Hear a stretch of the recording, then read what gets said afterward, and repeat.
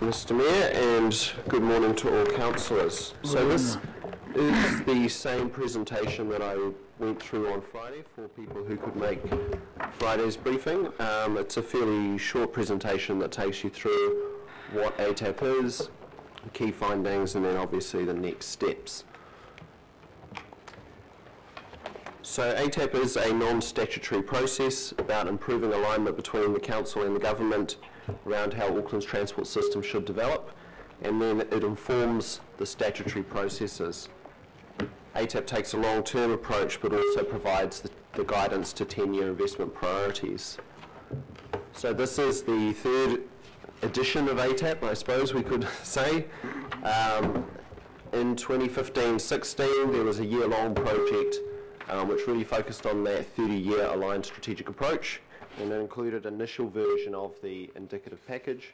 That was then updated last year because growth was happening faster than we had anticipated at the time. That led to a need to accelerate a number of projects, and then this version, which is the 2018 update, the key difference, I suppose, between this version of ATAP and previous ones is that this is funded at the $28 billion funding level.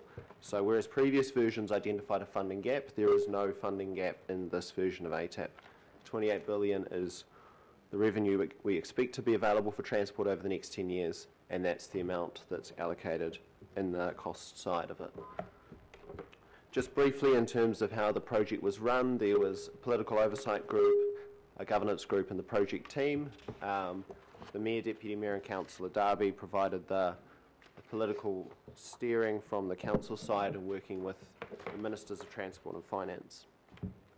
In terms of the project purpose, so this was initiated by the new government, and it was to ensure that ATAP reflected both the council and the government's transport priorities, and really to help ensure that those upcoming statutory plans were well aligned with each other and well aligned with where the council and the government wanted to go on transport.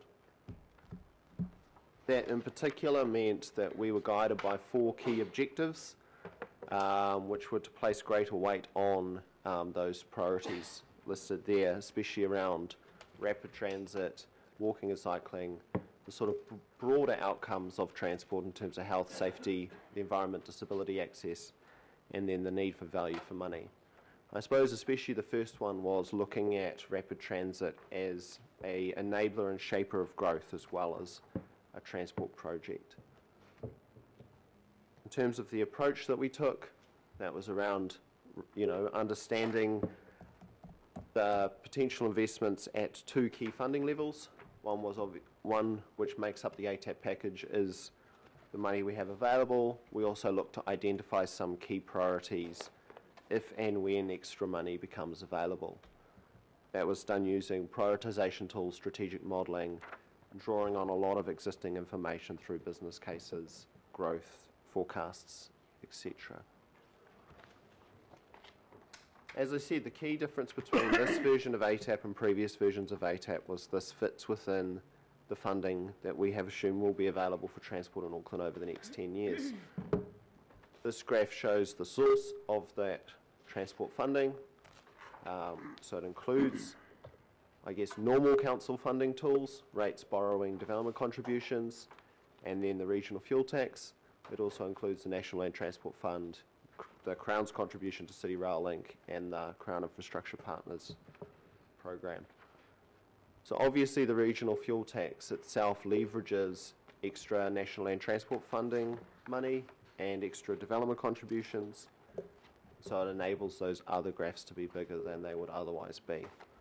In total, we now can assume around $4.6 billion of extra transport funding compared to previous funding plans. In terms of what's in the ATAP package itself, it's obviously a combination of committed projects and new projects. I won't read out all of those above, but you can see that it is a very extensive list. This is a much larger transport program for Auckland than has ever been possible before. And then the balance of funding across different investment areas obviously has a strong emphasis on rapid transit, but does not ignore other areas. There's still a large roading program, significant walking cycling program, and I'll probably just make specific mention of a very large increase in the safety program compared to what we've ever invested in safety before. We discussed this a bit on Friday, but that's especially because there's been a very large increase in deaths and serious injuries in Auckland over the last 5 years, and a need to address that with urgency. So just running through what that list looks like on as maps. So in terms of the rapid transit network, you can see that this is a very large expansion of Auckland's rapid transit network. 10 years ago, Auckland basically did not have a rapid transit network. The busway was only just in the process of being opened. The trains were still very infrequent, unelectrified, and with very poor facilities generally. And so in the space of what we've done over the last 10 years to bring the rail network up to rapid transit standards and to build the Northern Busway, and then this is a significant expansion of that, including light rail, extending the busway to Albany, bus shoulder lanes up to Silverdale, the Eastern Busway, and associated improvements like the Reeves Road flyover, extension of electrification to Pukekohe, airport to Puhonui, bus improvements, third main on the between Westfield and Wirrie, and I'm sure some others that I've missed out. And substantial number of new electric trains. So between the currently committed purchase of electric trains and the further tranche of electric trains, it's about 36 to 38 extra trains that Auckland will have over the next 10 years. And that really allows us to make the absolute most of City Rail.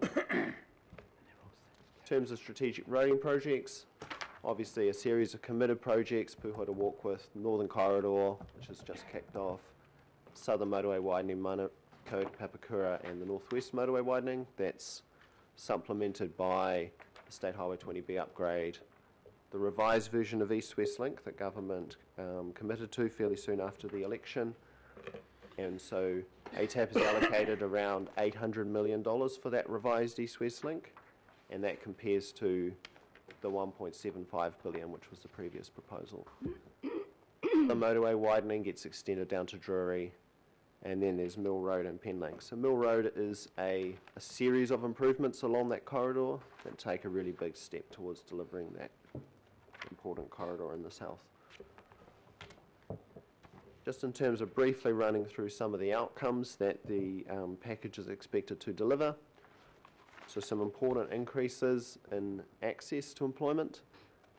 We've done substantial work over the last few years that suggests employment access is the key driver of economic productivity and improving prosperity for transport. The more jobs that you can reach within a certain travel time, the more chance that you can find the perfect job, the more chance that the employer can find the perfect employee. In terms of congestion, we are able to hold the proportion of travel at 2016 levels, despite Auckland growing by 300,000 people. Because of that growth, that means every person will actually experience less congestion, so the per capita goes down. And for public transport, there's a significant reduction. Essentially, that's because many more trips are now via rapid transit or on bus services that operate on bus lanes. And so for people using public transport, they can now avoid congestion. And in terms of mode share for both public transport, walking and cycling, substantial increases from 2016 levels, adding up to moving from around a quarter of all trips by these modes to around a third of trips by those modes. In terms of some of the broader outcomes, there's obviously a huge support for Auckland's growth plans, especially around the rapid transit network by accelerating these key corridors. Cycling mode share is predicted to increase substantially. A very welcome, necessary and significant reduction in deaths and serious injuries from over 800 at the moment to no more than 325 by 2027. And improved environmental outcomes and decent value for money. So just in terms of the recommendations and next steps, obviously there's a need to quickly align the statutory documents with the direction that's in ATAP. So that includes the Regional Land Transport Plan, the Council's 10-year budget, the Regional Fuel Tax proposal, which forms a key part of both those documents. And then on the government side includes the finalisation of the GPS and the National Land Transport Program. Some areas of further work. Obviously, the $28 billion program is a substantial increase on what we've ever been able to do in Auckland before, but there is still value from further investment in transport. And so there's a willingness from government and a keenness to keep working on transport funding and financing options, and essentially this recommendation is for us to be part of that work. There's also a need to ensure that that we can really make ATAP happen in terms of the detailed transport planning and funding processes, the project evaluation tools. You know, at the moment there's a whole pile of funding assistance rates and activity classes and project evaluation processes that could potentially act as a little bit of a pothole on the way of making ATAP happen, and so we need to ensure that what changes may be required can occur. There's also a need for communication in terms of ensuring that we tell Aucklanders what this delivers and what we're trying to achieve. A need to streamline business case processes so we can get on and actually deliver this quickly, and then investigating opportunities to, I guess, maximise the benefit of that large-scale investment, particularly in rapid transit in terms of Auckland's urban form and addressing our housing challenge as well as addressing our transport challenges. So that's my brief presentation, and we're happy to answer any questions. Thank you very much, Josh. Look, just before we go into questions, I'd like to publicly acknowledge the work that David and Josh and Cynthia have done. There is a huge amount of work that has gone into this. We've had council officers working with central government officers, nights, weekends.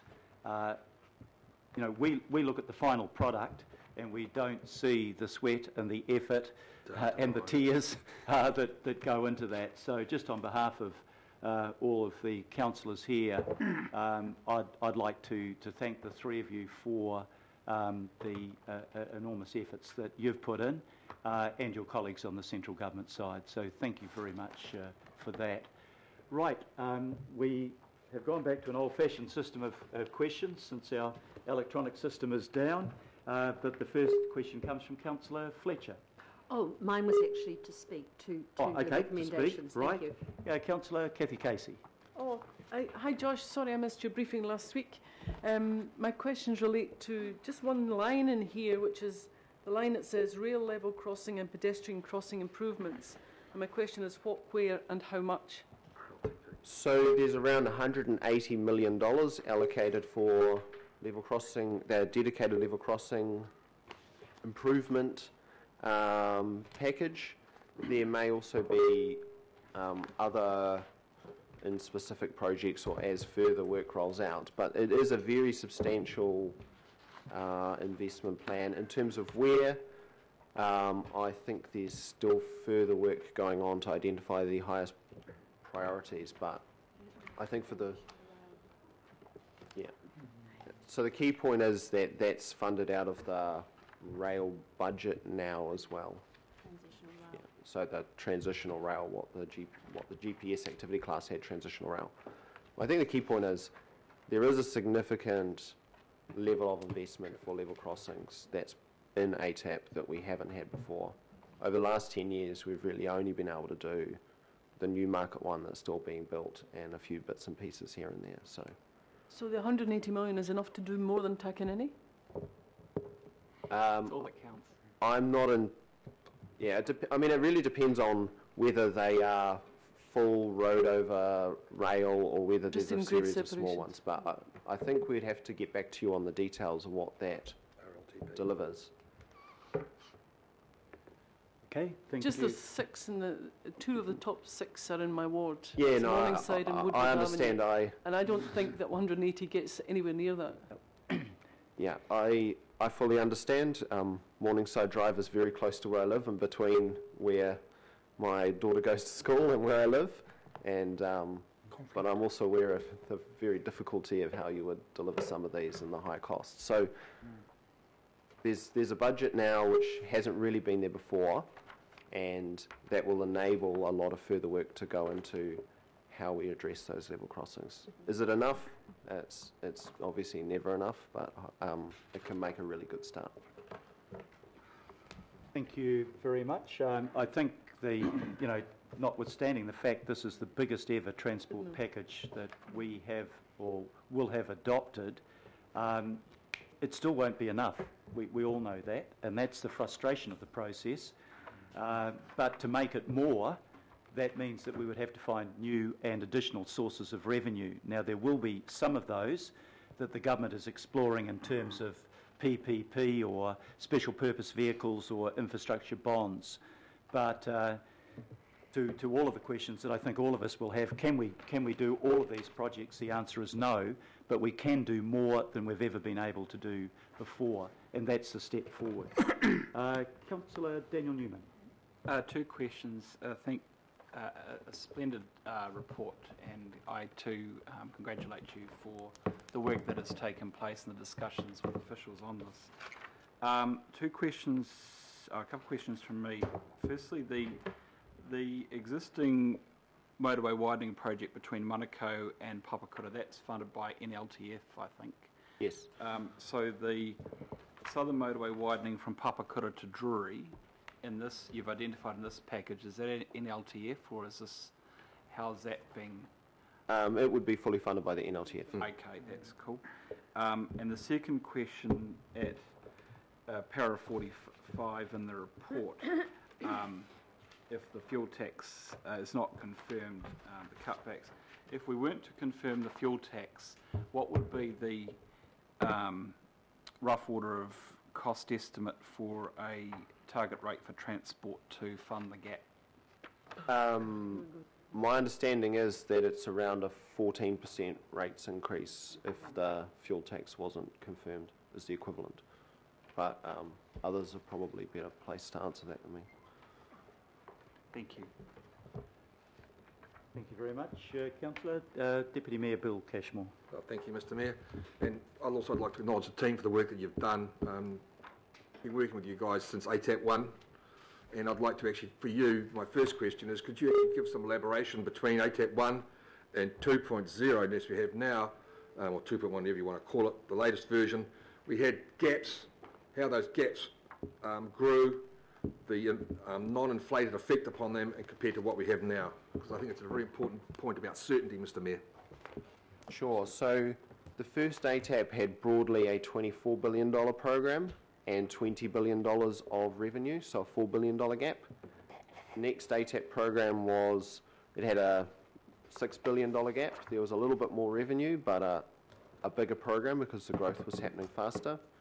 Both of those gaps were in 2015 dollars, and importantly, both those gaps were smaller than they would have otherwise been because Crown funding for rail projects was assumed as available, even though there hadn't yet been a commitment to that. Once we shifted to inflated dollars and to no longer assuming unbudgeted rail projects, there would have been around a $9.6 billion funding gap to deliver ATAP 1.1, so the second of the 3 ATAPs. Essentially, that gap got eliminated through the additional revenue measures and through prioritisation.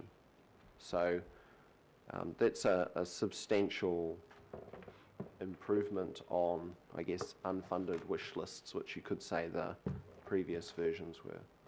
So it delivers a far greater degree of certainty to us for our 10-year program. That's important. The second question I have is about people on the periphery of Auckland, in my ward, in Councillor Sayer's ward, and also the people who are living out in the further out suburbs, so that's Alps Ward and a Fessos Ward, particularly, and a degree out west where the travelling times are great, they're coming in further. Often PT is difficult because they are working in multiple different places, so they are reliant upon their work van or their ute or whatever.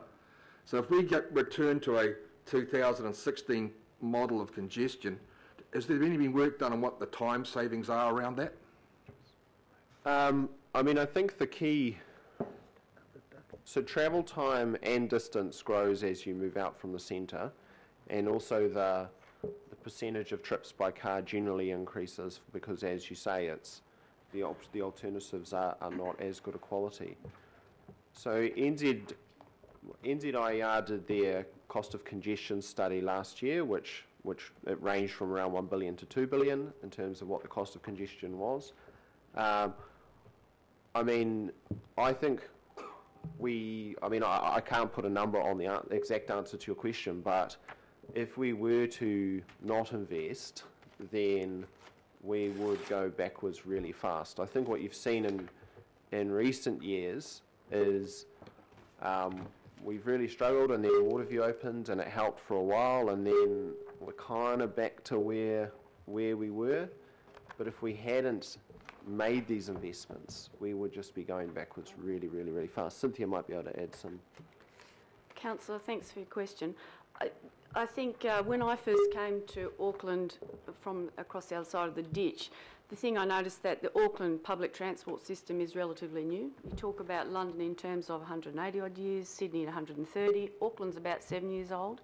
You know, no, that's true. That is truthful. And the work that's been done to date is enormous. If you don't have the investment, the next level investment that's going on in this package, then you won't reach the outer suburbs that you talk about. I'm a big believer in options, public transport options for the outer regions. That's where the next level investment has to be. That's where this package will take it. You'll see bus priority is a big promise in this, is a big deliverable.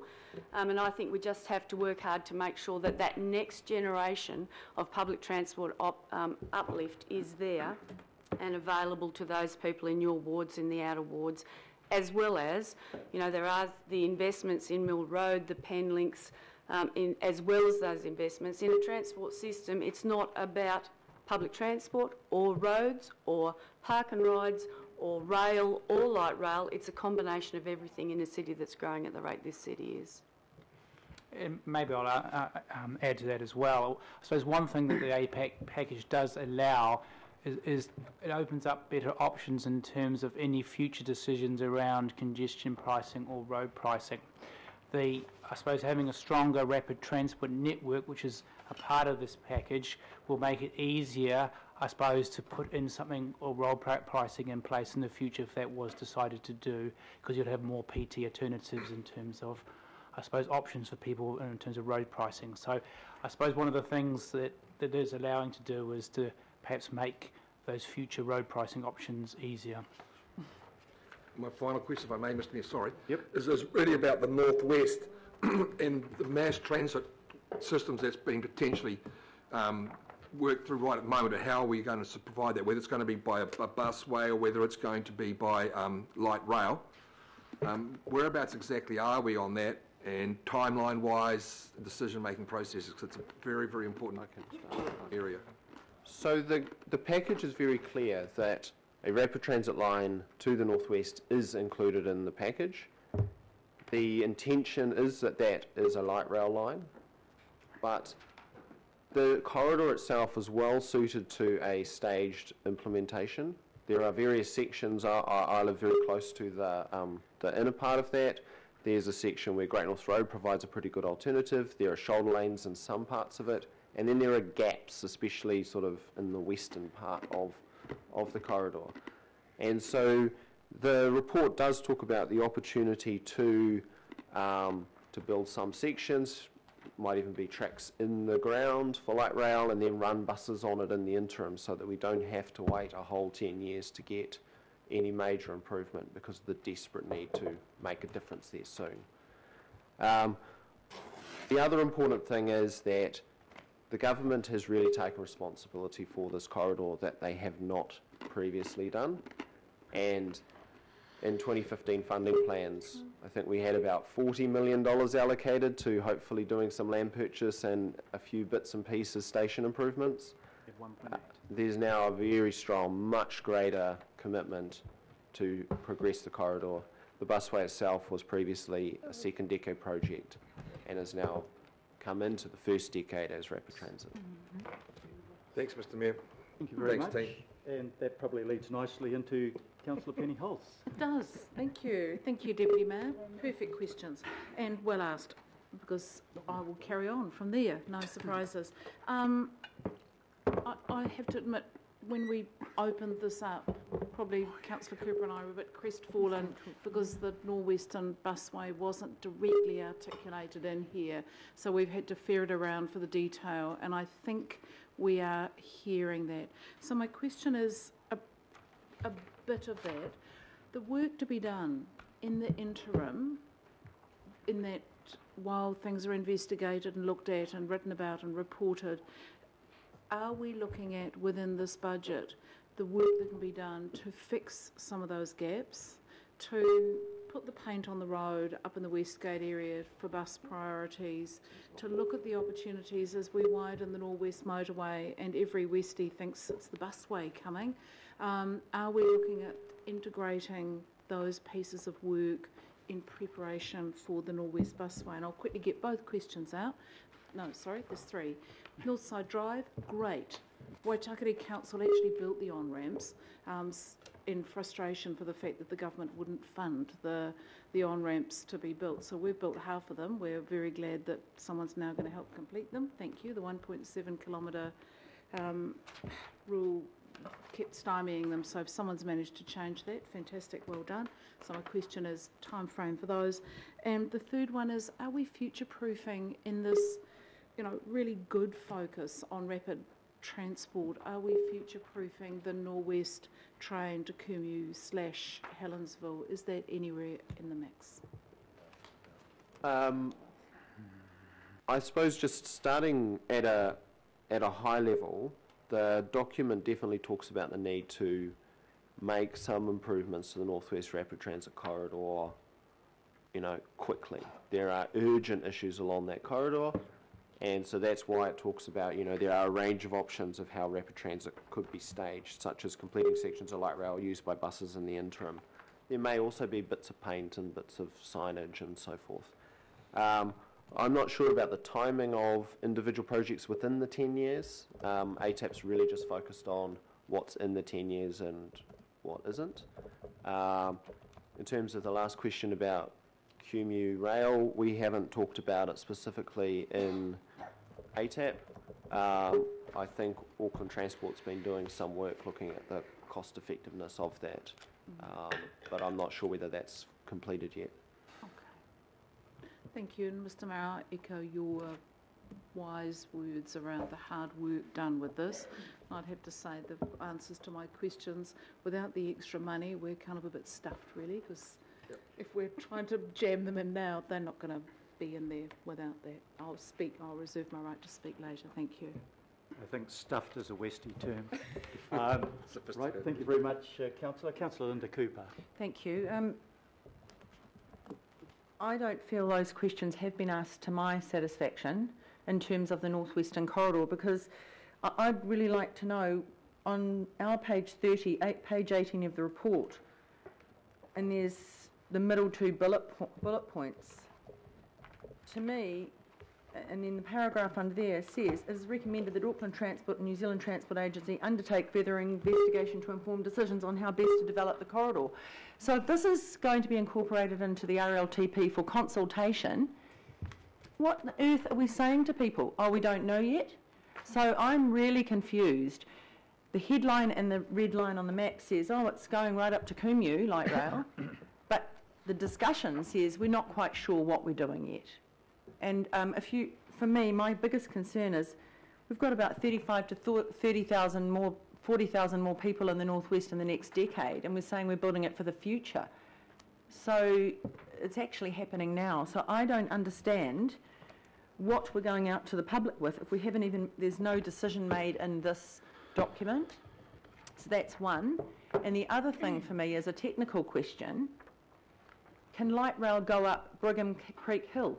Is that the kind of gradient you can actually really practically use for light rail if we're saying it's going to Kumeu?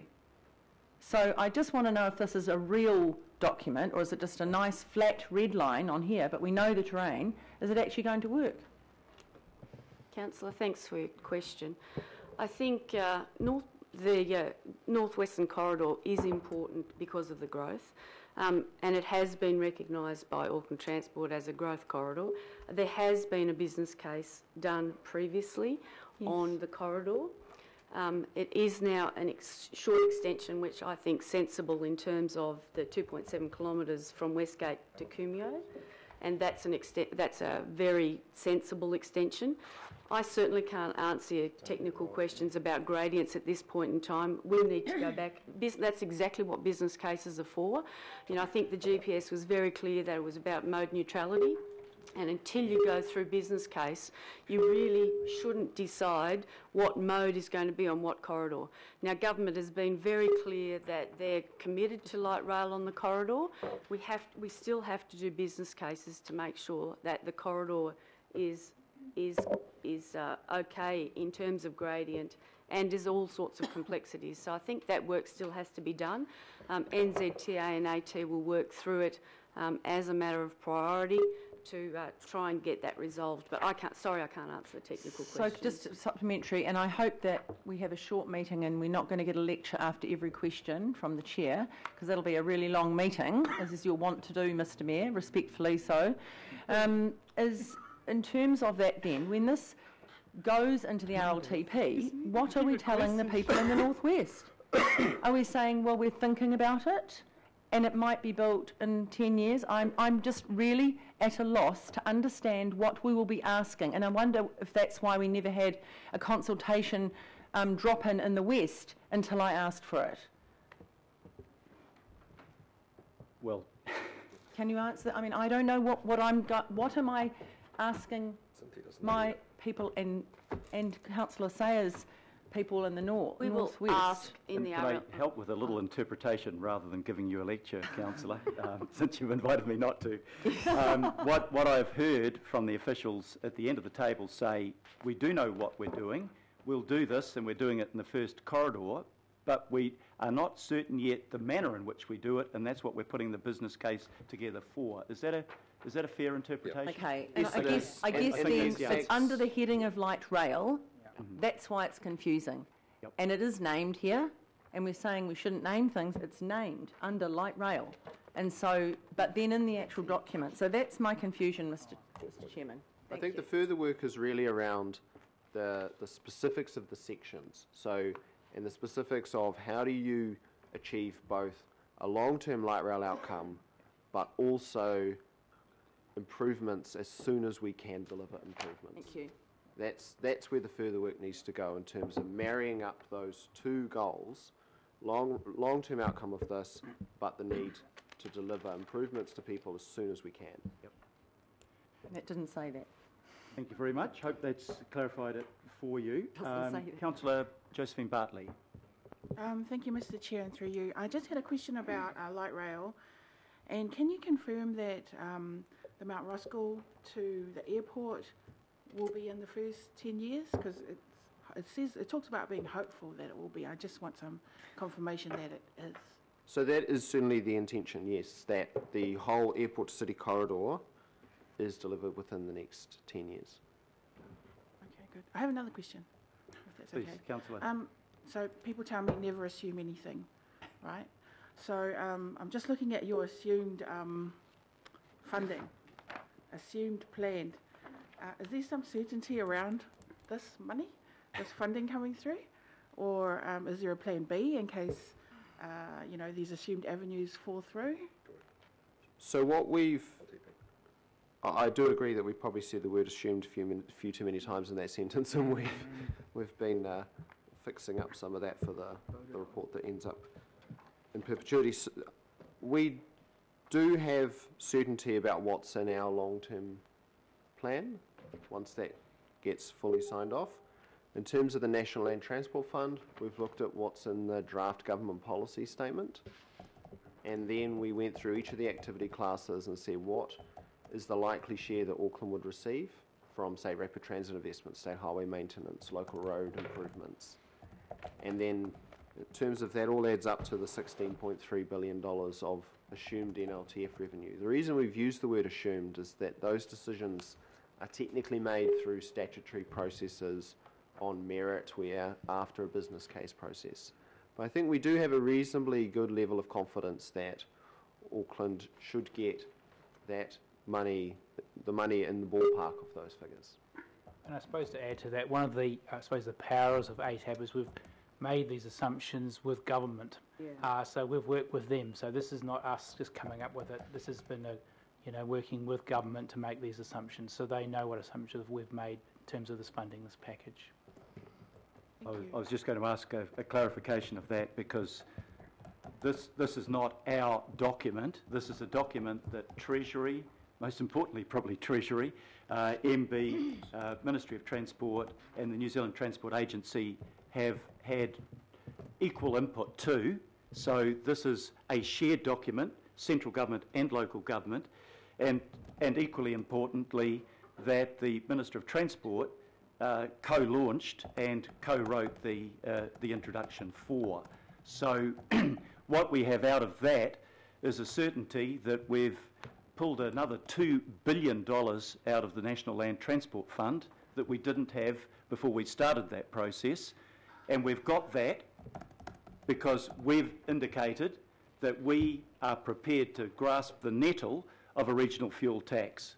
If we didn't grasp that nettle, or if we don't do it today or at the end of next month, then there is no certainty. So the certainty really depends on us. Okay, Councillor Jesley Simpson. Thank you, Your Worship. Look, I want to start by congratulating you also for coming up with a package that holds congestion at 2016 levels, because I think potentially, that's a key driver for many Aucklanders. My questions are around the detail, though. What I'm struggling with, vis-a-vis the resolutions that we're today, is that there's a lot of detail that's not in here. And things like safety projects, we talk about how important it is to have, but I don't know where they're going to be and where they're located and why. I don't know what the cycling priorities are, where they're going to be. I'm hoping that the Tamaki Drive will be part of the asset renewals. So when do we get that information to give me confidence that the projects that I think are just as important as well are actually included in that? When do we get that detail?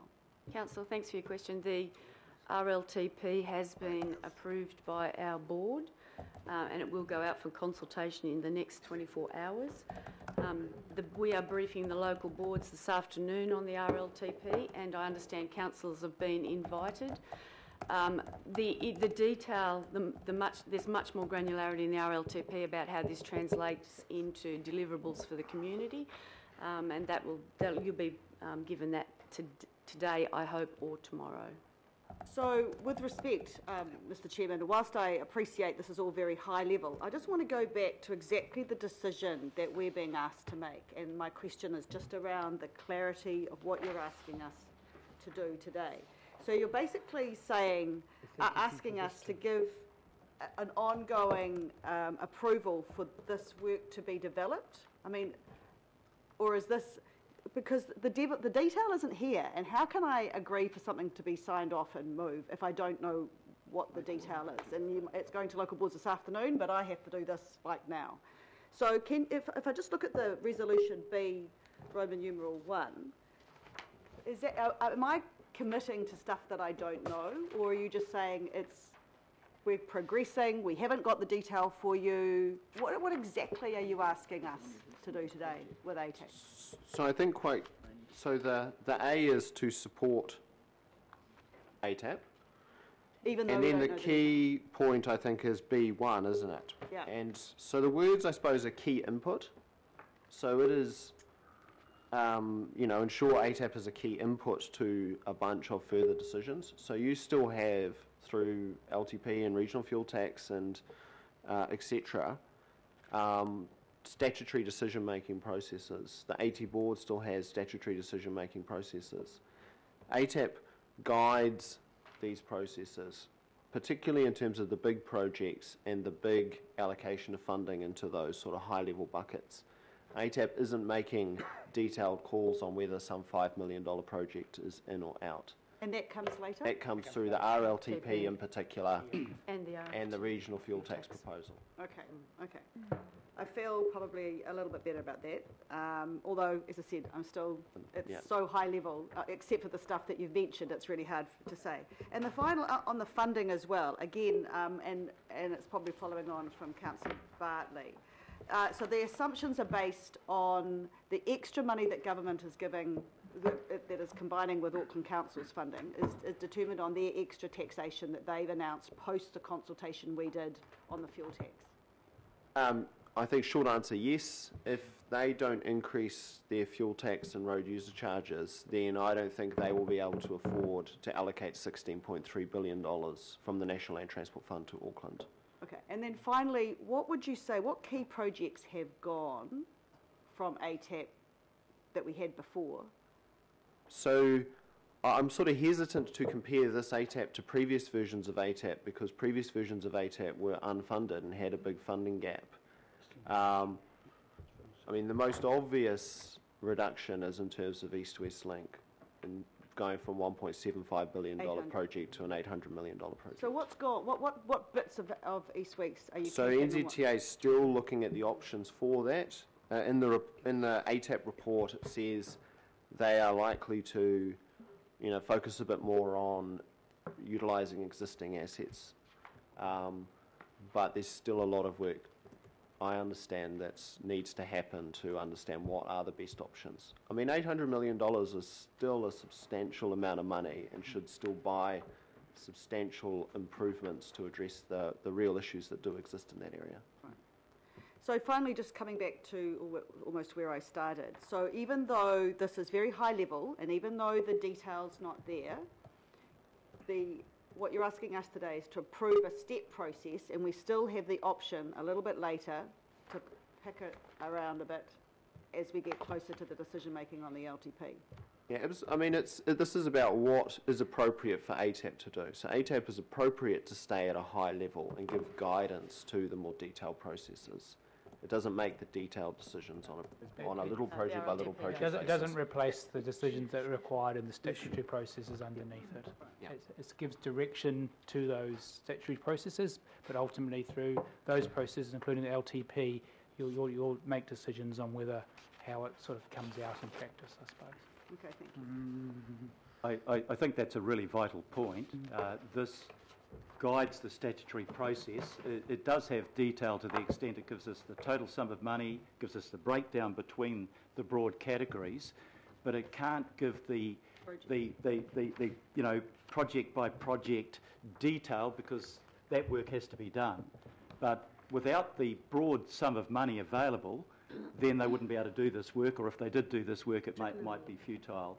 The critical point, I think, in this document is that we know that we're dealing with that $28 billion worth of funded projects, plus we have the possibility set out in B2 that there are new mechanisms for funding that we're also exploring.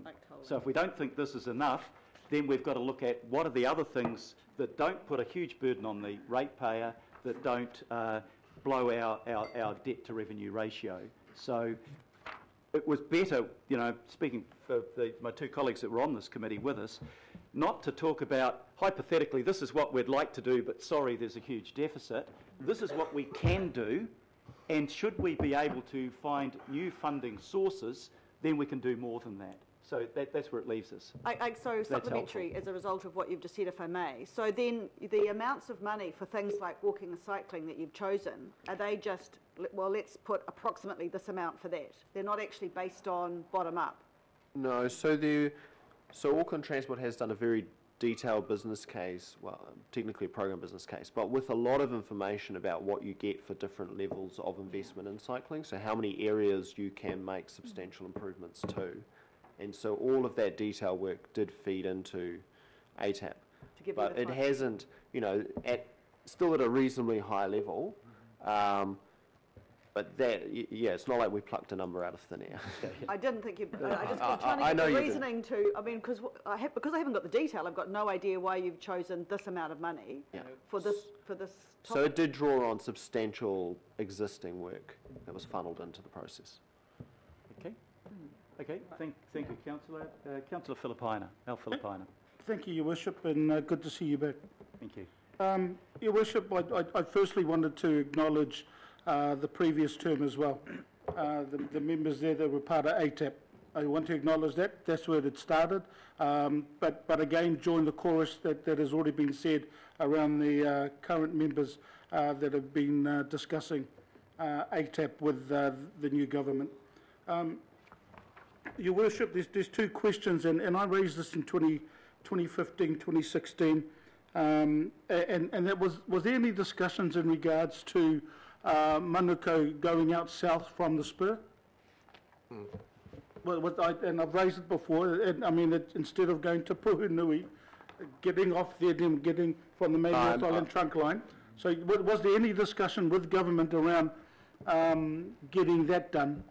So, no, I think previous work has suggested that in terms of building that Manukau Southern Rail Link connection would be enormously challenging because you have the ports of Auckland Inland Port in the area, and then also in terms of how you would efficiently run a service, it's very difficult. You'd either need to run a dedicated service from the south just to Manukau, sort of pinging back and forth, in which case you're not really serving that many stations, or you take people going south of Manukau who want to go north of Manukau on a very lengthy detour into and out of that station. So if you ran a train, say, from Papakura into the city, but you diverted off to Manukau and then continued on your way, that would probably be about a 15-minute delay. So it was felt... I wasn't saying diverting from Papakura to Manukau. They can take the North Island main trunk line straight out to town. The ability for that to happen was the option, and did you know that Auckland Transport had sold the land, and this is why it didn't end up happening? So we didn't look at it as part of ATAP, but that was because work done a number of years ago suggested that was not really a feasible project. Okay. Can I just say that's the reason why, and I got told that at the opening of the Manukau rail spur. Your Worship, last question in regards to that, so at least I know there's not going to be any work around that spur going to south. On page 50 of our agenda, and I'll be interested to see and hear some comments around the paragraph, additional investment into public transport could be used to either increase services or reduce fares. So, I mean, that particular one sort of raised the issue with me because I know that Councillor Collins and several councillors around here were looking at reduction of fares but also free public transport. So the discussion around that, where are we at, and when will a decision be made in regards to the operational costs and asset renewals in regards to that particular paragraph? Sure. So what we're saying in that section is that at the level of funding that has been included, so the 8.1 billion, there isn't an ability to reduce fares, but if there was more increase in operational funding, then there is the option of either improving services or reducing fares. And it does say that, that's a tricky trade-off, and international best practice suggests that you might look to increase services before you reduce fares. I do note that the Minister of Transport has publicly talked about an interest in lowering fares, though, so that might come with extra money. That's the reason I've asked the questions, because the comments that he has made. He's talked about it, but he hasn't reduced the level of fares we have to recover. So talk and requirements are two different things. So the supplementary question on what you've just said, Your Worship, is when will a discussion take place, and will it take place at the governing body, or will it come through as a result of Auckland Transport making a decision around additional investment? So I think we're kind of in the hands of the government to take the lead on that work. At the moment, they have a fare box recovery policy, which requires fares cover around 50% of operating costs, and they would need to change that policy as a first step before we go anywhere, and then we need to have a discussion about where the extra money comes from. So, Your Worship, to you then, I mean, that discussion, I think, should take place. Yep. I mean, I don't know what's going to happen around this table, as you would know as well. So, but I think that discussion should take place at some stage in regards to the reduction. Yep. And it will need to be a discussion with the Minister, but the choice as set out in this paper is pretty clear. If the government were to put more money in to enable us to reduce the fares, that might become possible. But the quid pro quo of that is that the money that they put into reducing fares is money that's not available to expand the services. So you can provide cheaper fares for people, but you can do less because you're expending your money in that area rather than expanding the service. And that's the basic trade-off. It's not hugely complicated to work through, but the initiative really rests with the Minister around that. So I just look forward to the debate. Yep, Your Worship. we'll keep you in touch with what comes out of that. All of us, I think, will be interested around reduction in fees. Thank you. Councillor. Councillor Professor Collins. Oh, thanks, Mr. Mayor. I just have one question, and it's in relation to the Māori impact statement. In part 36, the paragraph begins under Māori impact statement with, as with all Aucklanders, Māori benefit considerably. Then in point 39, we talk about, or the report talks about, Māori have been overrepresented in Auckland's deaths and serious injuries. I was wondering if you could elaborate on when in point 36 you're talking about, as with all Aucklanders, Māori benefit, and then in point 39 you talk about how they're overrepresented in an area, which actually brings them behind the starting mark. Is that what you mean by when you say that we're all at the same place at beginning with the benefits that you make in point 36? I think probably the best way to combine those two paragraphs would be Maori may particularly benefit from the investment in safety because they are overrepresented in the deaths and serious injuries, and especially young kids. So it's not just some generic as with all Aucklanders. I think we are trying to say, and maybe we've worded it slightly clunkily, but I think the intention is that there is a particularly strong opportunity and a particular focus to address that overrepresentation. Yeah. Cool. Thank you. Thank you. Councillor Newman. Yeah, just with respect to the Mill Road Phase 1, at para 19 you've set out some funding sources, and I just want to confirm what contribution, if any, from Crown is assumed there from LTS.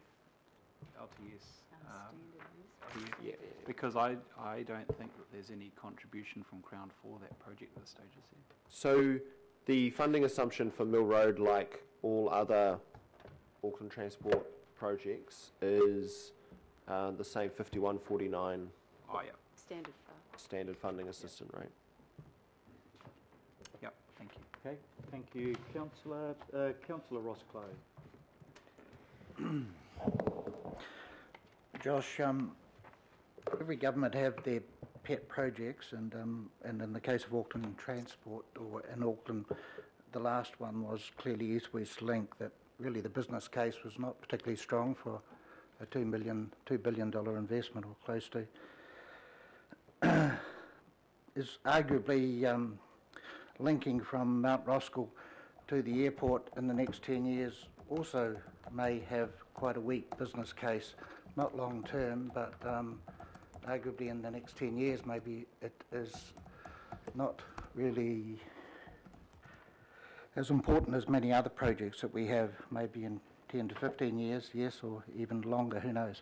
But so I just want to know what ability and where, at what stage do we have the chance to be trying to influence central government and NZTA on projects that maybe are not as high a priority for what Auckland Transport would be recommending to us?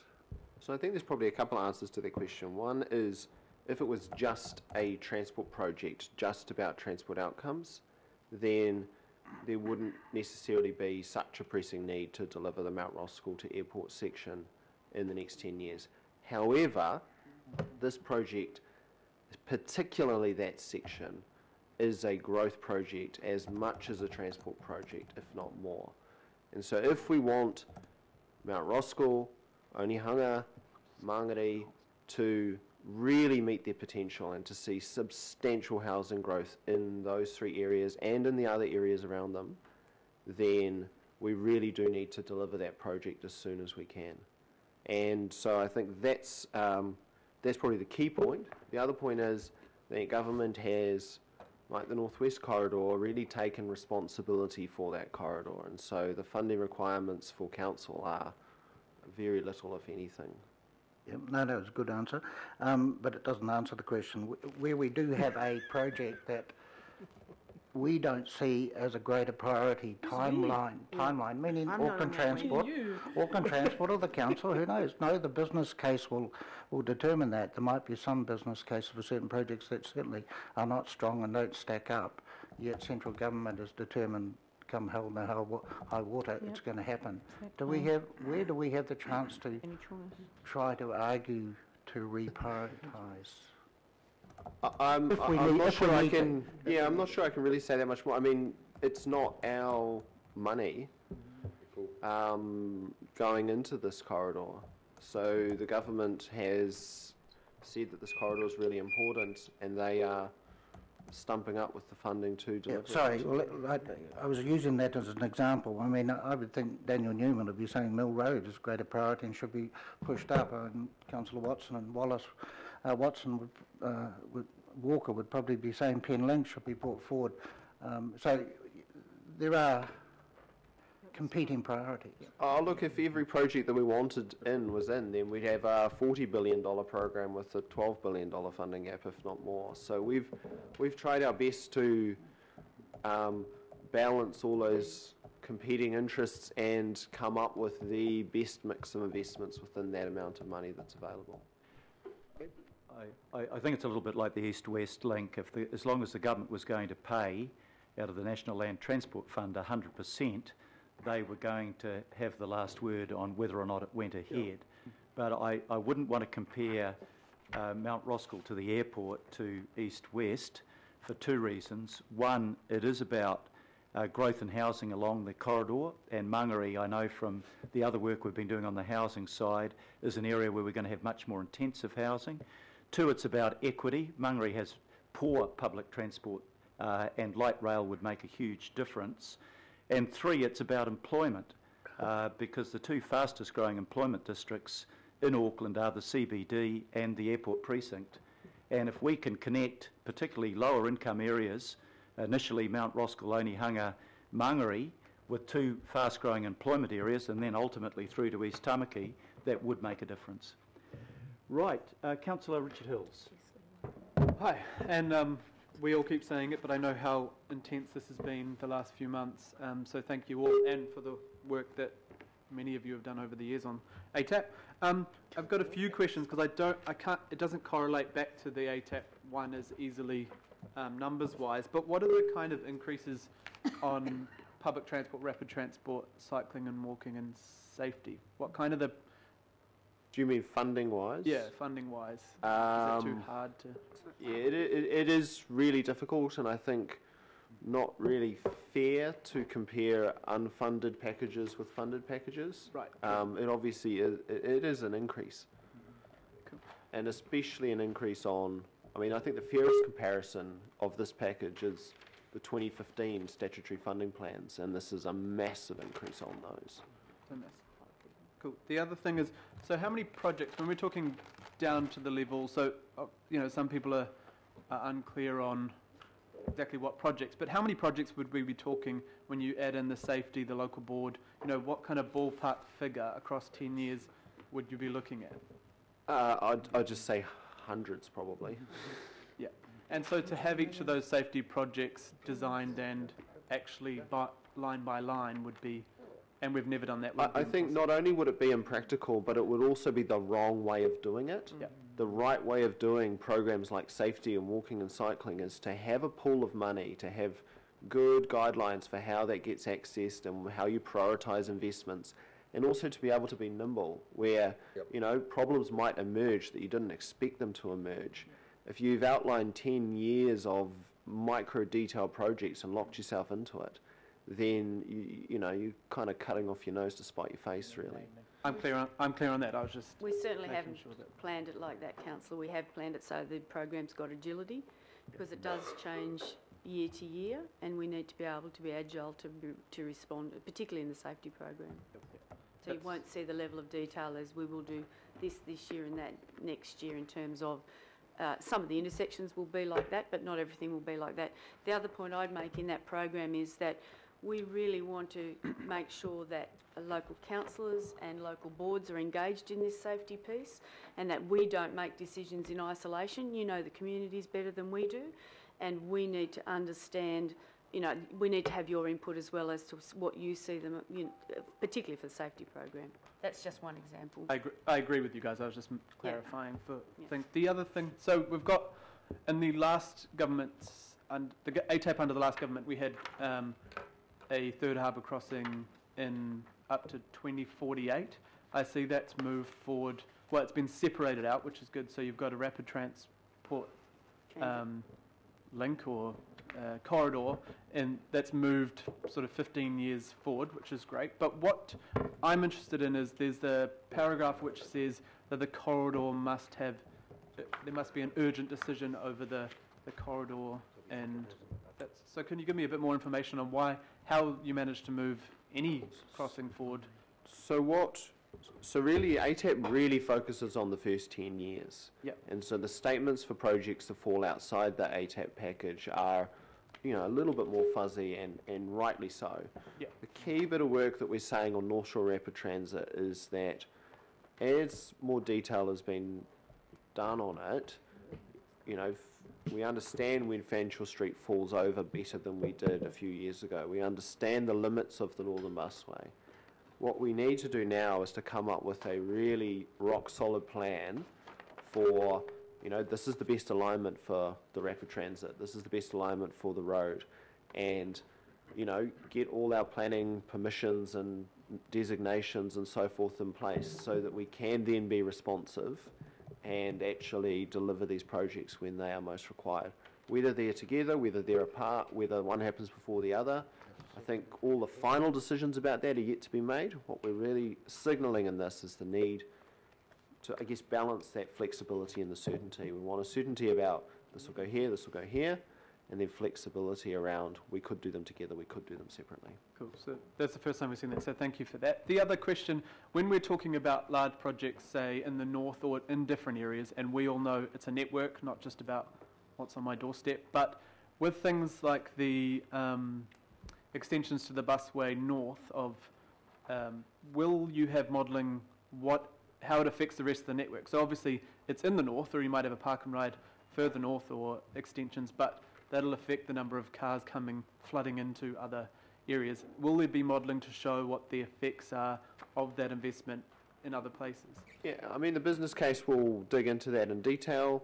The model is a regional model, and so you can always tell the difference of what one project has, and sometimes projects have really interesting and unexpected areas that they benefit. And the last question is, so you say it's about a 9.7 or $9.6 billion gap we would have had. What was the plan to fill that before the regional fuel tax? There's been some work, but there was discussions. it's probably a political question, really. Okay. we should hope, I think, is the short answer to that one. Thank you. Thank you, Councillor. Councillor Chris Darby. Thank you, Mr Mayor. Josh, in your presentation you've given projections in the ATAP document on travel times, congestion, mode shift and mode share. Are there projections on greenhouse gas emissions over the next 10 years? The model does generate those. In my presentation there was a note that the modelling was something quite close to the final package, but not exactly the same. We will sort of tidy that up. But yes, you can model greenhouse gas emissions.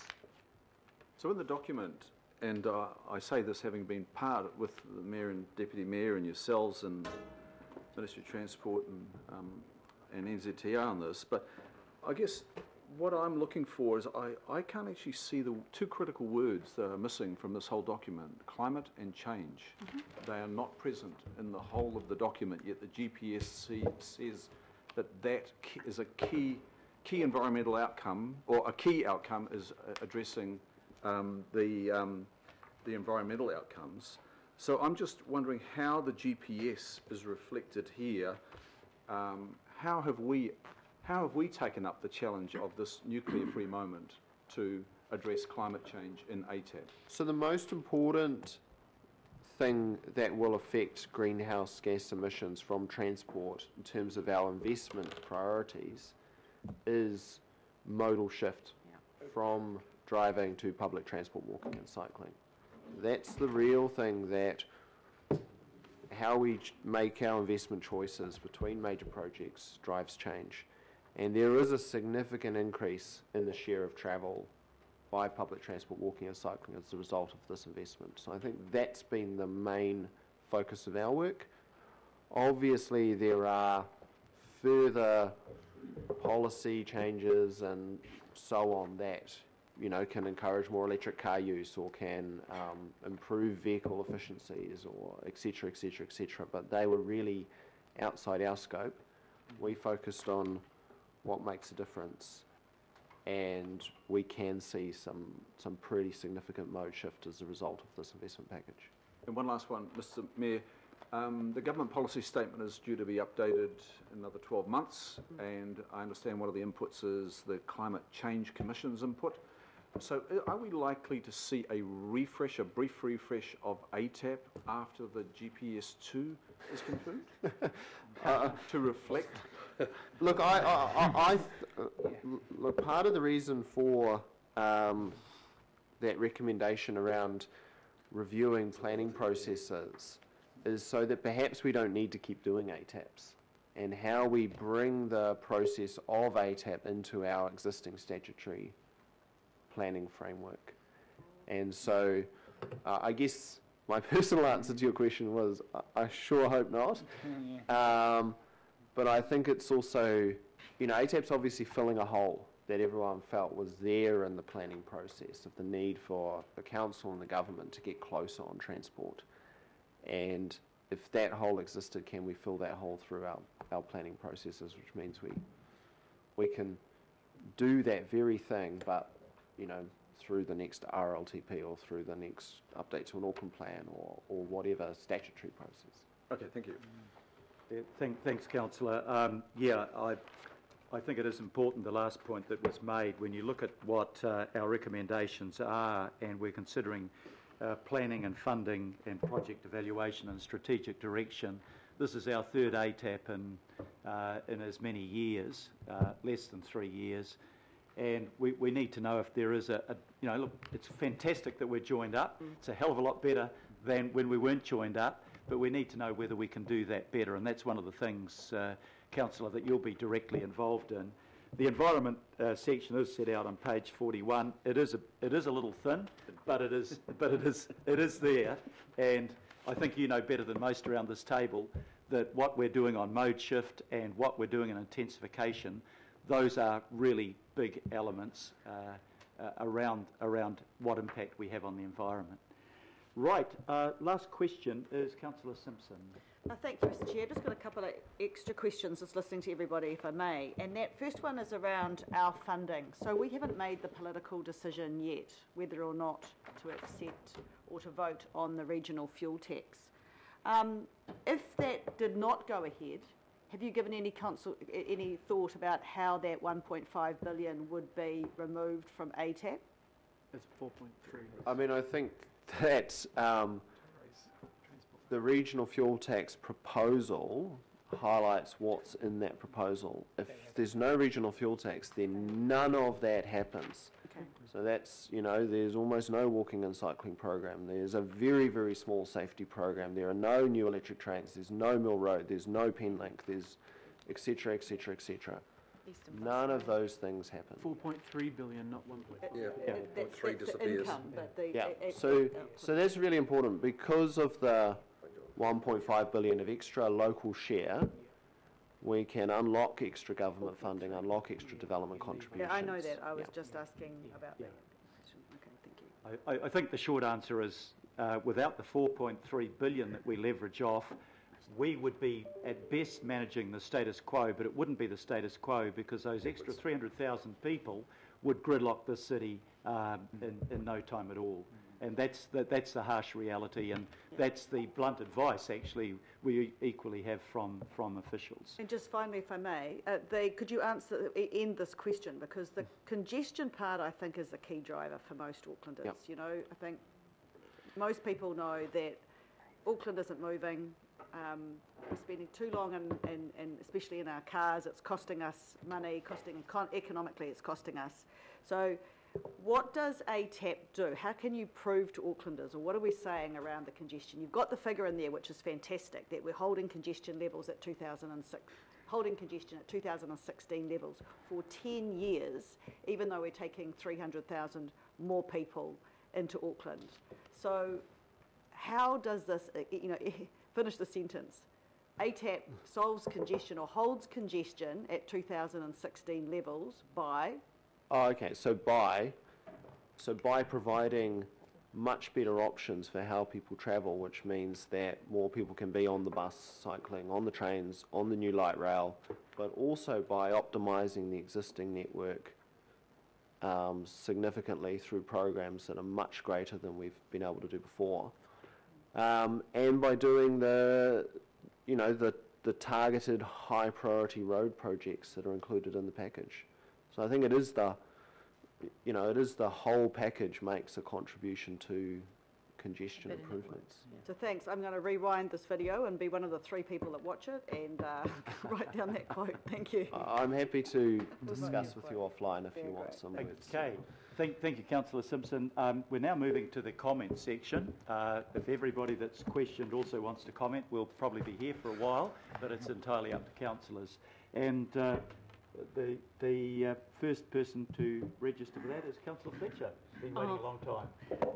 Thank you. Thank you, Your Worship. I think Josh has done an excellent job in responding to us today, and I had a bit of a smile when you struggled to find words other than assumption. So I thought I'd help, beliefs, ideas, conjecture, best guess, hypothesise. But I think the most appropriate one in the context of where we are is expectations. And this is really our equivalent of the Dickensian great expectation. I just want to take you back a little bit. Really, all we're trying to do today is to find the super glue, because we're not working in a statutory sense with ATEP. We're trying to find the super glue that will make this kind of stick in terms of those mix of projects that we want to see being advanced.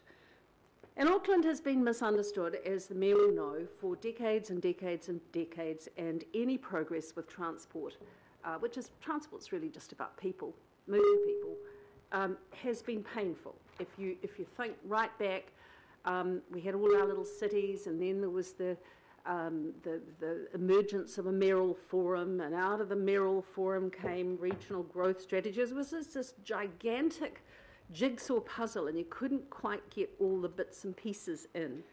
And along came Len Brown, and I have to say I really enjoyed working with Len, because he was quite determined with the CRL to try and get that through. But for the Board of Auckland Transport, it was really problematic, because Treasury and government were speaking different language.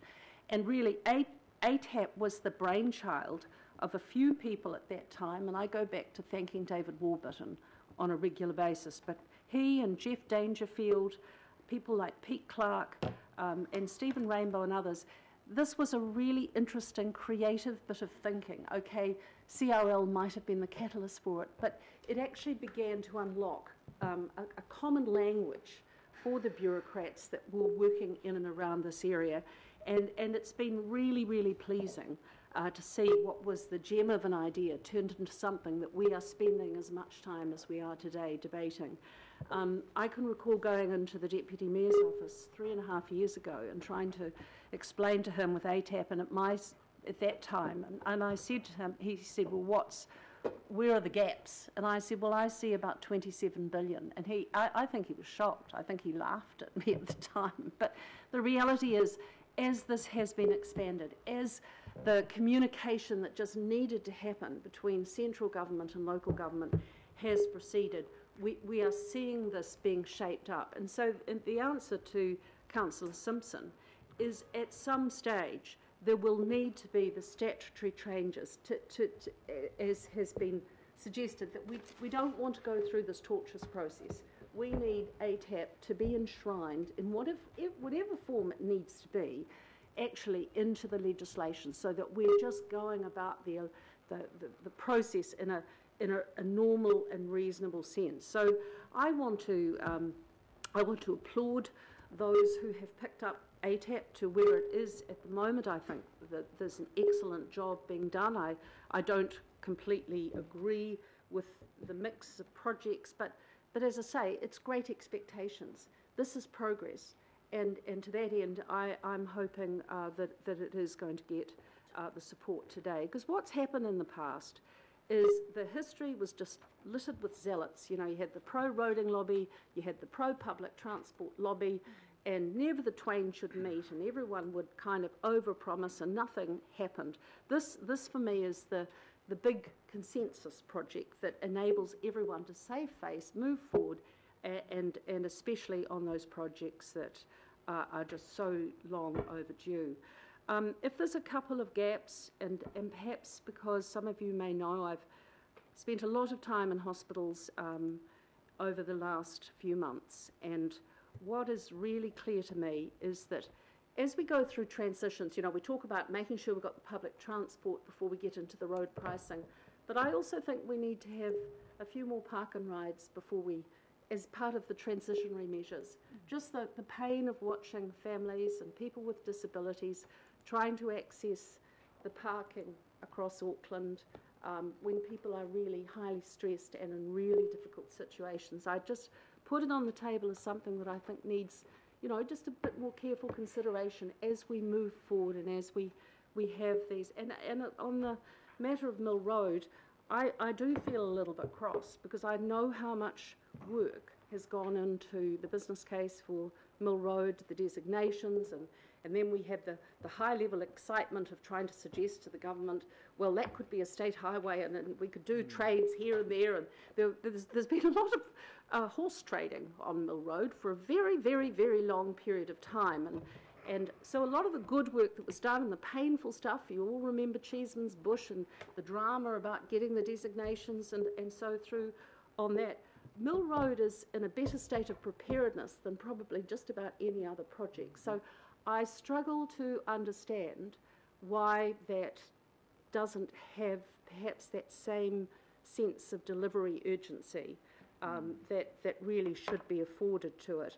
So I'm wanting to congratulate you, Your Worship. You have picked this up. This, you know, it's like the foundation stones to a building, and it's sort of gradually emerging. And I think it's a really good attempt at taking it forward. The sort of granular detail that people are looking for will never ever be found. You know, if we seek perfection, we will do nothing. That is absolutely clear to me. But the government is going to have to understand also what this is going to be required in terms of the contractors, the skills, the tradespeople, the materials. This is a very ambitious program for New Zealand, and it's not just those things that we can deliver and control through local government. It's going to be right across the board in terms of education and trades and so forth. This is, yes, about the next 10 years, but really it locks us into probably the next 50 years. And I think it requires a really different mindset on the way that we've looked at transport, because it is just about bringing people together to their work, and I think perhaps transport's been problematic in the past because of the fact that it's sort of been an awful lot of engineers involved and fewer people. But I really want to applaud those who have brought it to this point. I want to foreshadow my support for the next agenda item.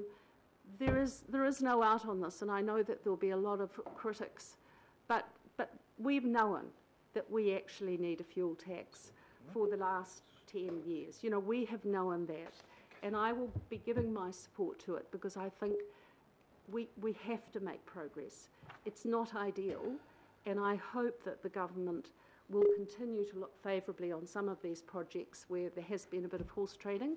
But I'm signalling my support for it because I think it's great expectations and a relatively good start. And so congratulations, Josh, but you can probably go and do a bit of wordsmithing on the document and get rid of the assumptions.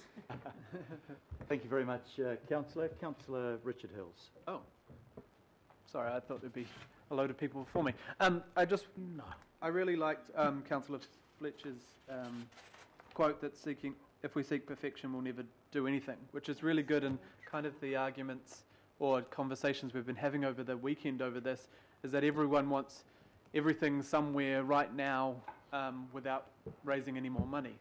And I think that we're all often scared of how to talk about something great without telling people that they won't get exactly what they want, exactly where they want it, without paying any more money. So I think, in the end of the day, this is huge. This is transformational. You know, the people that worked on this, the political side, the staff side, the government side, the council, everyone, it's phenomenal. And I don't understand how people get their heads around so much going on across what is quite a difficult city to do transport. It's not like London. We're not sitting in rings where it's easy to do certain things. We're actually spread in all sorts of different ways, and by water, rail, road, bus, everything. But to see these huge increases in public transport and rapid transit, we don't have any more space on our weird peninsulas and everything to build more 6-lane highways. We just can't, and those cars flood into the city and they flood into our local streets and they sit there waiting to get there. Yeah, Tamaki Drive floods, yeah. No, but I think that we have to look at this. We have to look at how it affects every part of the area. You know, the extensions to the busway on the North Shore will affect people down on the lower North Shore because there's fewer cars coming through our suburbs down there. We've got huge things in there like Skypath and Seapath, which will take people off the roads. I mean, at the moment, we've got more. The number of cyclists coming into the city now lined up would be almost 40 kilometres of traffic, which is from the bridge to Orewa and back, I think. So when we think of all the little things together, it's about removing those cars off the road for everyone who needs to drive or can't possibly take public transport. This high-level document is exactly how we do all our budgets. We do not line up every single renewal project, maintenance project, local board project, transport project for the next 10 years. We go, here's a pool of money for renewals, this is what we're doing on tracks, this is what we're doing on playgrounds, and then we let the process off. And then because we have to consult on everything, that we'd have the whole community change within 2 or 3 years and have to reconsult and spend all that money again. So I think, you know, in the end of the day, this is a little bit of road, well actually a lot of road, a lot of safety improvements, which we cannot have.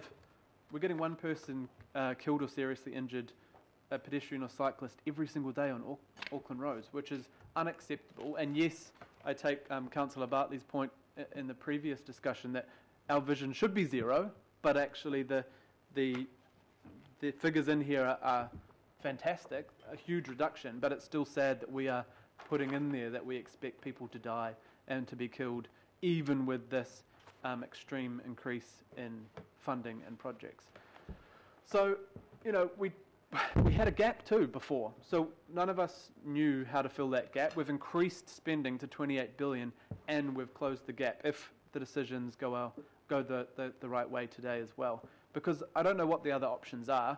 Every single person that's come up to me on transport has never talked about the cost. Yes, cost is hard, and paying extra is hard for people, and none of us can ever deny that. But everyone just wants us to fix transport. Everyone wants to get to work, get to friends, and get to sport, and get to whatever else they're doing in an easy way around our city. And we cannot continue to do this in a car or lined up behind another 40 or 50 cars. But I also want to thank the work has been done so far and previously. Like this morning from Glenfield, 28 minutes on the bus from my house to the city. That 28 minutes was $3.15, and if I missed that bus, there would have been another one in less than 10 minutes. 10, 11 years ago when I was at university, coming from Glenfield, it was every 40 minutes, and if you missed the bus, you'd miss your next class, you'd miss your exam. It was more than $4. There was no hop card. It was a much slower ride. In 10 years, we've seen a phenomenal change where you can get a bus from Glenfield or Beachhaven to the city with every 4 to 5 minutes. It's $3.15, which is $1,000 cheaper than it was 2 years ago before we had the fare structure change. So we kind of forget all these incremental things that happen, and this is another huge transformational change for the Council, for Auckland Transport, and for the government. So thank you, and this is great. Thank you very much. Councillor Hills. Councillor Newell. Yeah, Chair, Your Worship, I want to reflect my compliments to everyone who has been involved in the discussion with officials around the suite of projects to be included within ATAP, and express that, in my view, there has been a real and genuine effort to ensure that we do actually come up with a regional approach. And I suspect, Your Worship, that the progress on Mill Road in particular would not have happened without the express support from both yourself and the Deputy Mayor advocating for that, and for that I am very grateful, because I do think that, as Councillor Fletcher has said, in fact I'll make a reference to Mill Road shortly, that is a project that has been a long time in coming. Your Worship, the question of a hypothecated fuel tax, if that didn't happen, what would have to happen? Well, the alternatives, there's two options. One, the projects don't happen, or two, we have to strike a transport rate. I'm probably one of a tiny minority around this table that would prefer to strike a transport rate, and I think that that rate increase would be probably in the region of 14%. I have to tell you that I would wear that ahead of the regional fuel tax. I would sooner pass that cost on to the ratepayer, such as Housing New Zealand in my ward, than the tenants of Housing New Zealand in my ward, who are going to have to pay at the pump. But look, that's going to come up soon under item 10, and the difficulty is that the mechanism for that debate seems to be constrained by the nature of the proposition in the agenda. But I do accept that what we are faced with, Chair, is a very unpalatable argument around cost allocation. The challenge with a hypothecated fuel tax is it is quite a constraining funding method, whereas rates provide for, in my view, greater flexibility as to how we move different revenue across different lines of expenditure. Hypothecated fuel tax, you have to spend on what has been identified and agreed. That is the nature of it. So, and the challenge for a hypothecated fuel tax model for funding ATAP is that if we're taxing fuel, in the end, that revenue source is going to decline over time because as we move to new technologies. Chair, the one thing I would say about Mill Road is that it is incredibly hard to ask Auckland ratepayers to fund it, given that, frankly, this ought to be, and I'm sure you agree, Your Worship, that ought to be something that is delivered by the government, by the Crown, as a national project. But we don't have roads of national significance anymore, so we are in a quandary about how to progress that matter. The risk that I see, Your Worship, which remains outstanding, is in the renewals area. And I do acknowledge that in the report in attachment A, under asset renewals, it says in previous versions of ATAP agreement on the appropriate level of investment and renewals has not yet been reached, meaning that not all of Auckland Transport's investment in this area receiving NZTA co-funding, and that the officials are aiming to try and land agreement in the coming months. That is so crucial, Your Worship, because whilst a lot of the ATAP is about new capital projects and transformation, you know, I reflect back on the discussion that we had last month at Finance and Performance around how Auckland Transport's tracking in relation to its local network resurfacing program, where they're actually below their SOI targets. And my concern is that the debate around ATAP and the regional fuel tax is about shiny and new and all the new things we want to do and the transformational and mode share, etc., when there is still 6,500 kilometres of local road network that needs to be properly funded and maintained. And in the south, that's critically important because we do have those trucks rumbling through those local roads. So, Chair, I just want to foreshadow my continuing concern about fuel tax and my preference for a transport rate. I don't think that's going to be an option here, but I do want to commend the efforts that have gone into coming up with quite a balanced approach to a suite of projects for the region. Thank you very much, Councillor Newman. Councillor Darby. Thanks, Chair. And look, I would also, probably one person that we've missed in the acknowledgements is the Minister of Transport, Phil Twyford. It's not often you get a minister sit in the room as he did for 3 hours and you're a conference calling in with the rest of us, the teams, grinding it out on the ATAP just 2 weeks ago. And this was not just an in and out by the minister.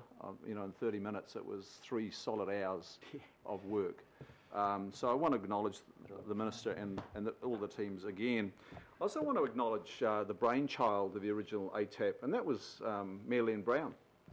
There was an impasse between our council then and the government, and I can almost hear Len's words to Simon Bridges sort of echoing in the room. Well, you know, Simon, we've got to nut this one out. We've got to make a handshake and get on with it. You know, people expect us to resolve this. And so ATAP, through some couple of boffins, I think, in the Mayor's office and our own staff and Mayor Len himself nutted out the first ATAP, and that was the foundation of where we are now.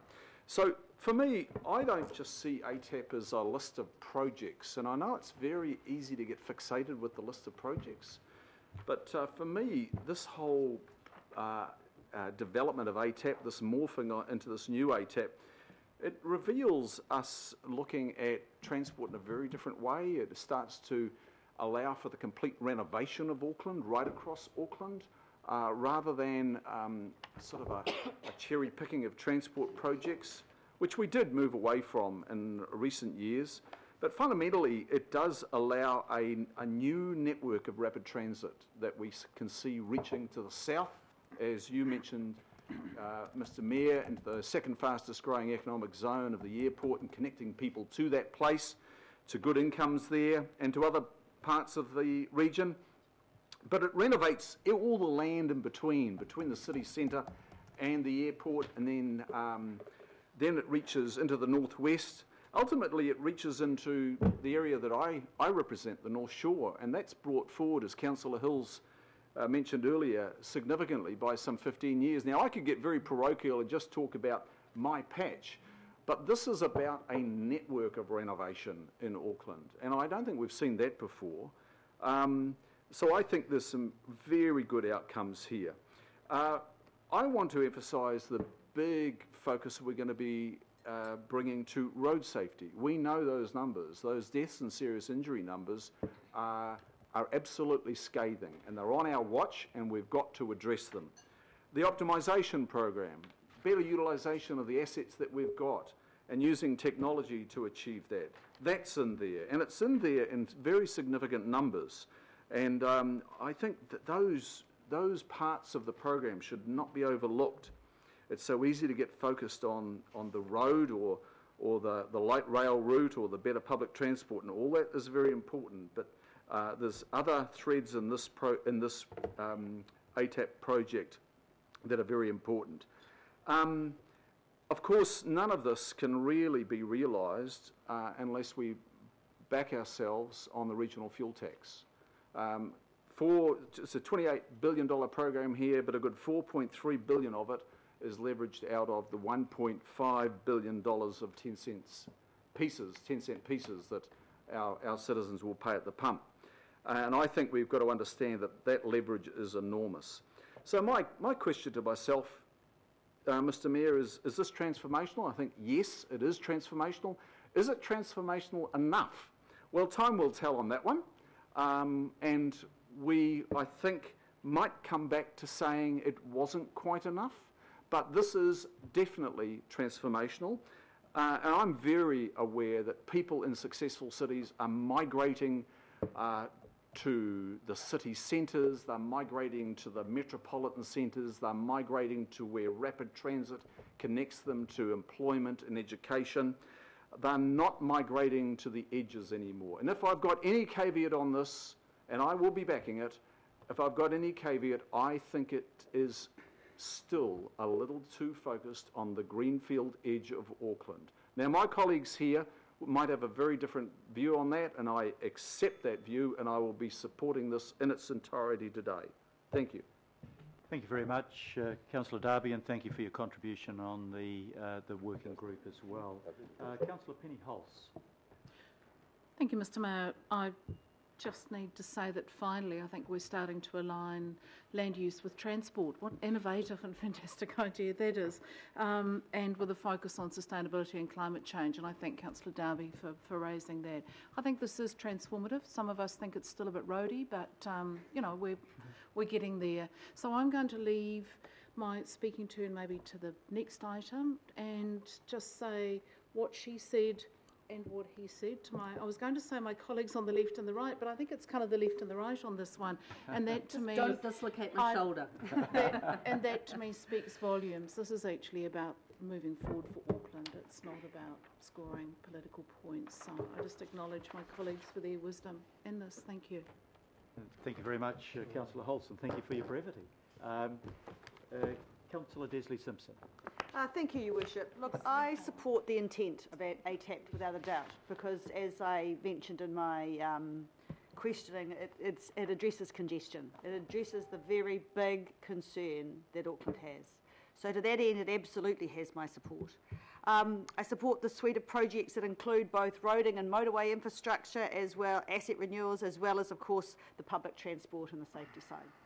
However, I do notice, from my perspective, the devil is in the detail, and I don't know some of the specifics around the projects, but as I said, I support the intent.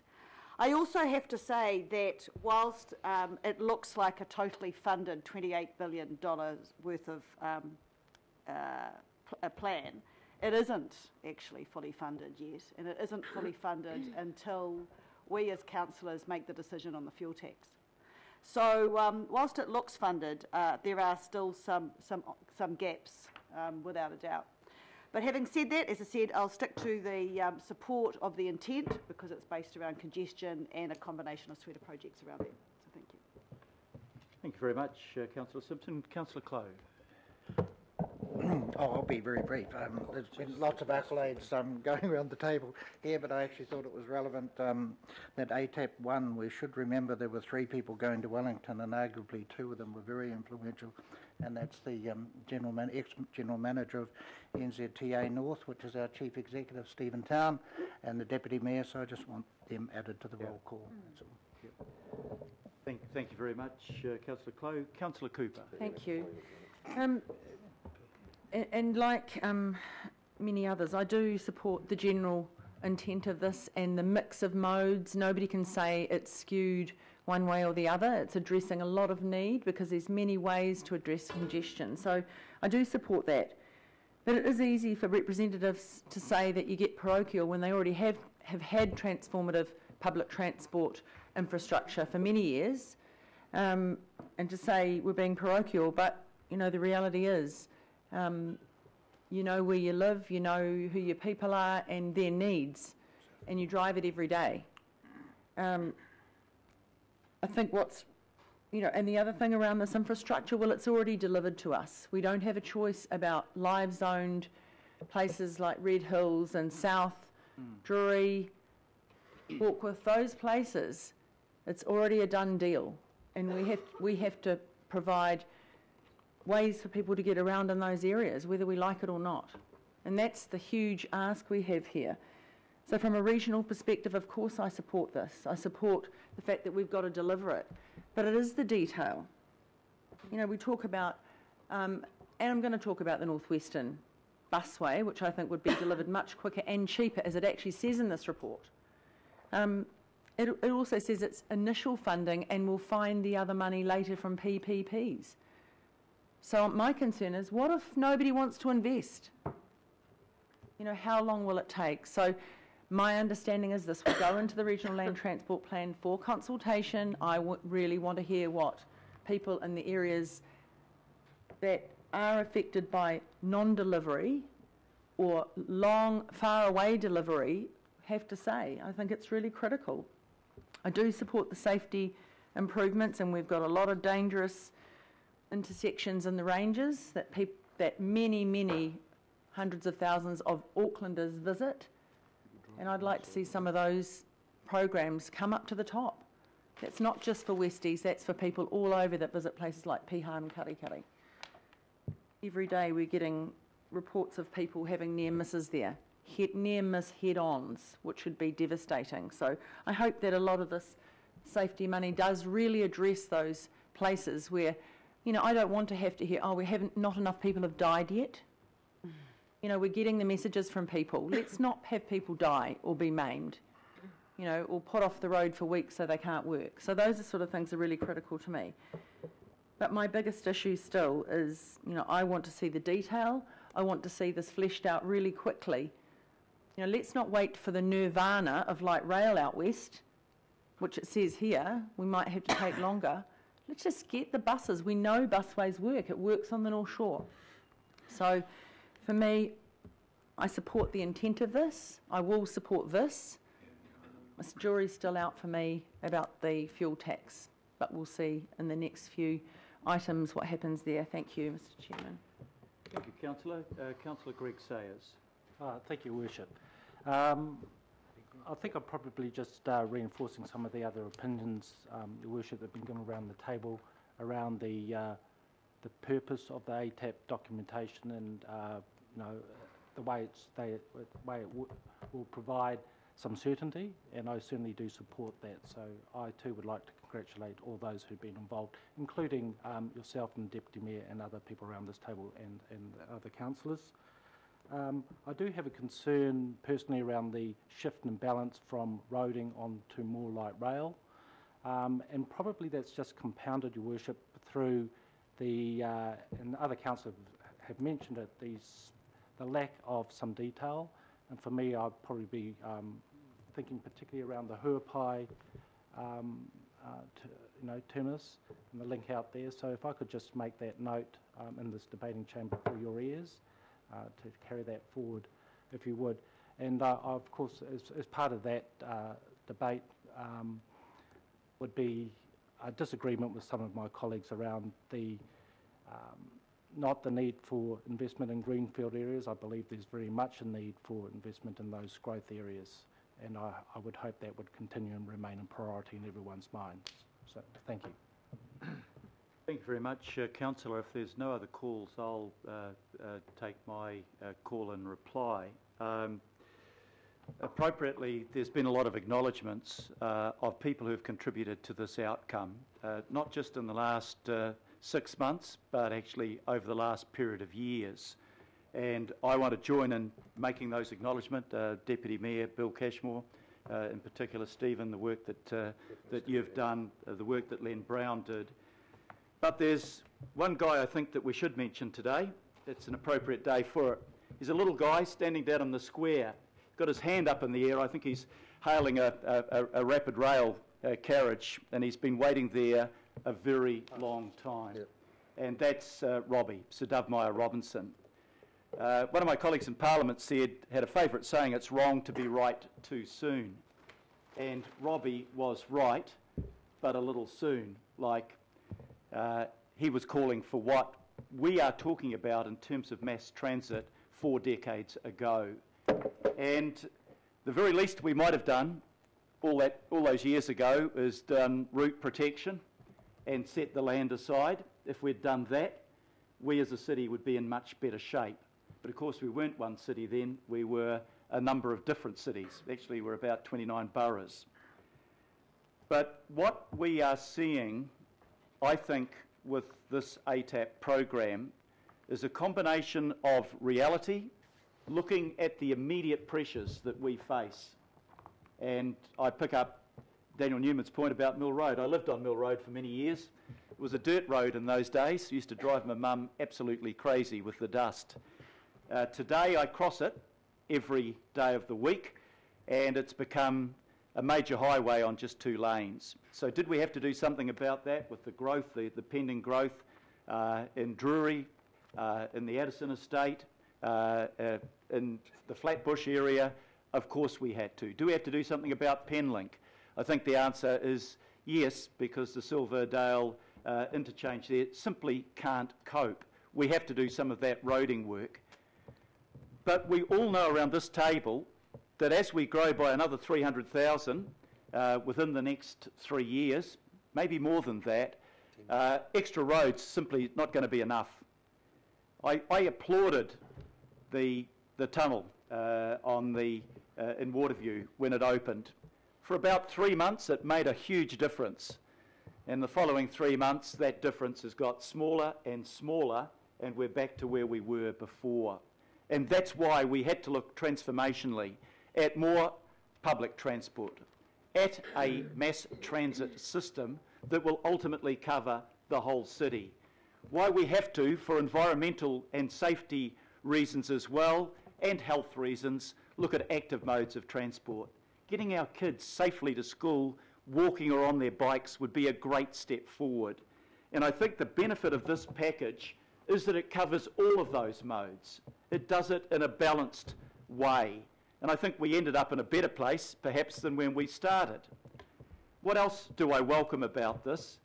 I welcome the fact that it's $28 billion. And our last ATAP was funded, Deputy Mayor, $21 billion. 20.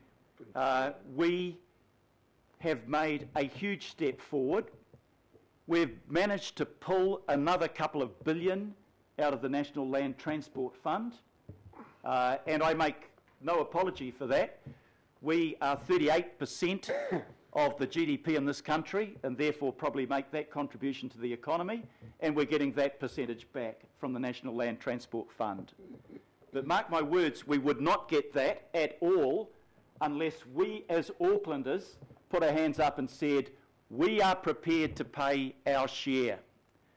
Because would the Deputy Mayor or Councillor Darby or I, when we go down to Wellington, have had any credibility if we'd said, hey, we want all this, but by the way, we want you to pay for it. The citizens of Invercargill, of Gisborne, of Masterton, of the other provincial towns and metro systems. Did we have to have skin in the game? Of course we did. So how are we going to get that skin into the game? Well, I did look, as Councillor Newman said, at the rate in question, and we could have put rates up by 14% this year. I doubt that I had a majority around this table. I wouldn't have voted for it myself, and I don't think you would have voted for it either. The former Minister of Finance said to me, why don't you just toll the motorways? Well, the AA says that the petrol tax will come out at about $2.33 a week. We would have been talking about that sum on each trip you took on the motorway, and I don't think Aucklanders were ready to do that either. And of course we do have the other option that some people in a mass lobbying effort put in about 3,000 submissions to us to do, which is to do nothing. There's nobody around this table that thinks that doing nothing was the right answer. Congestion is locking up the city. I was listening to the Leader of the Opposition this morning, and he said, quite frankly and honestly, he said the problem is decades of underinvestment in Auckland. And that's right. It is decades, and finally we're tackling that, and we're tackling it with a package that sees us make a contribution and have that contribution marked dollar for dollar so that we've got another $4.3 billion to tackle the challenges ahead of us. So I think this is a good package. It is about congestion, first and foremost, but it's also about developing housing. We know with those arterial routes and public transport, we can solve our housing problem and at the same time deal with the transport pressure that population growth is putting on us. There's a whole lot of things that are really exciting. If I was on the shore, Sky Path and Sea Path are just fantastic. We've been waiting for decades for something like that. It'll match the great cycleway we've got, Councillor Simpson, coming from Glen Innes that will end up on Tamaki Drive, and that's going to make a difference. For the people out East Auckland, it was the least well-served section, Councillor Stewart, of anywhere in Auckland on public transport, and we've brought forward stages 2, 3 and 4 of the Amity project. The airport to Puanui, God knows why that wasn't done years ago. Yeah. It's so obvious, but we're going to do it. There's a range of different programs that will make a difference. Will it make enough of a difference? The answer is no. We will whack the level of congestion for those using public transport, and that's great. We reduce congestion significantly. But at the moment, we're holding congestion on the roads back at the 2016 level. If we didn't do this package, we'd be gridlocked in no time at all. But we're only holding it at that level. So we still need to do more. We need to explore those other forms of fundraising so that we can have a system that makes this a world-class city. So can I thank all of the councillors for their contribution, but I want to finish where I started today, and that's thank our officials. They've done a fantastic job. Thank you for that. It was hugely challenging, and only a small number of people in this room know exactly what I mean when I say it was hugely challenging.